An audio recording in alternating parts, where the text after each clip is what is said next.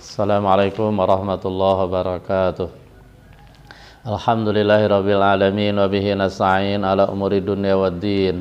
Wassalatu wassalamu ala sayyidil anbiya wal mursalin wa ala alihi wa ashabihi ajmain, amma ba'du. Hai rabbi shrah li sadri wa yassir li amri wa hlul 'uqdatam min lisani yafqahu qawli. Para pemirsa sekalian, para pendengar, para penyimak dimanapun berada, yang mudah-mudahan semuanya Allah berikan kesehatan, Allah berikan keberkahan dan rezeki yang barokah. Alhamdulillah, pada kesempatan kali ini kita akan masuk membahas tentang hikmah yang kedua dari Hikam Ibn Athaillah As-Sakandari. Sesudah pada episode dan beberapa pertemuan sebelumnya kita bahas tentang hikmah yang pertama, di mana pada hikmah yang kedua ini kita akan berbicara dan menyinggung tentang masalah at-tajrid dan kasab. Oleh karena itu langsung saja kita buka pengajian ini. Kita bacakan Fatihah bil khusus ila hadratin Nabi Mustafa Muhammad Rasulullah sallallahu alaihi wasallam wa alihi wa azwajihi wa dzurriyyatihi wa ahli baitihi wa ashabihi ajma'in wa jamil mu'minina wal mu'minat wal muslimina wal muslimatil ahya'i minhum wal amwat wa ila arwahi abaina wa ummahatina wa ajdadina wa jaddatina wa jami' asatidatina wa muallimina wa naususan ila ruhi Rabi arwahina Syekh Muhammad Syafi Hazami bin Muhammad Shalih Raidi wa ila ruhi sahibi hadzal matan akni Syekh Ibni Athaillah As-Sakandari wa sahibi syarah ani al-Imam Asy-Syarqawi. Al-Fatihah. A'udzu billahi minasyaitonir rajim. Bismillahirrahmanirrahim. Alhamdulillahirabbil alamin arrahmanir rahim maliki yaumiddin. Iyyaka Kita bacakan hikmahnya. Bismillahirrahmanirrahim. Iradatuka tajrida ma iqamatillahi iyyaka fil asbabi minasyahwatil khafiyah wa iradatukal asbaba ma iqamatillahi iyyaka fit tajrid inhitatun anil himmatil aliyah.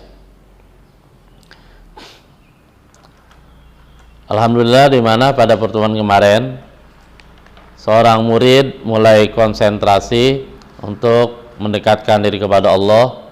Bahkan musannif memberikan arahan dan memberikan nasihat agar si murid dalam perjalanannya menuju kepada Allah jangan bersandar kepada amal, tetapi bersandar kepada Allah Subhanahu wa ta'ala. Dan pada kesempatan ini masih musannif menasihati tentang murid, cuman kaitannya dengan yang namanya asbab. Bagaimana adab seorang murid dalam melakukan asbab? Apakah dia harus melakukan asbab atau tidak? Apakah dia harus pada maqam tajrid atau maqam asbab? Karena walau bagaimanapun, ya bisa jadi seorang murid ketika dia mulai konsentrasi ibadah pada Allah, mulai tafarrug, mengkonsentrasikan diri di dalam khidmat dan melakukan amalan-amalannya sebagai seorang murid, bisa jadi ada di antara mereka yang langsung ingin meninggalkan seluruh asbab, tidak mau melakukan usaha-usaha lahiriah. Keinginan mereka langsung, ya sudah, konsentrasi ibadah sama Allah, putuskan seluruh asbab, tidak usah kerja, tidak usah menyemput rezeki, tidak usah mencari uang dan seterusnya. Nah, oleh karena itu kita lihat bagaimana arahan musannif terhadap murid dalam hal ini.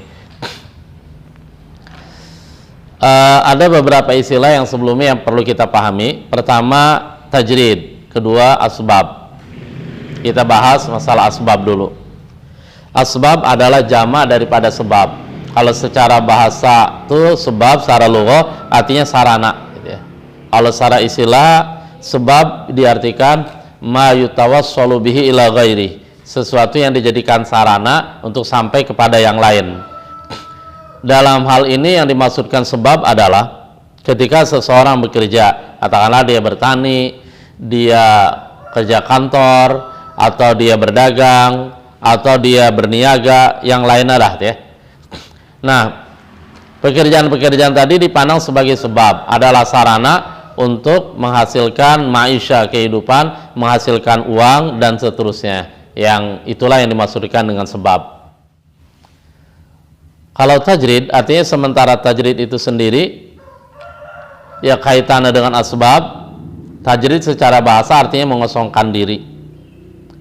Artinya mengosongkan diri sini apa? Ya mengosongkan diri dari asbab, di mana seseorang tuh dia tidak melakukan asbab, dia tidak melakukan sarana-sarana yang secara lahiriah bisa mendatangkan uang, mendatangkan maisha, rizki dan seterusnya. Pokoknya dilepas dirinya, dikosongkan dirinya dari melakukan sebab-sebab, dari melakukan pekerjaan dan seterusnya. Itu tajrid.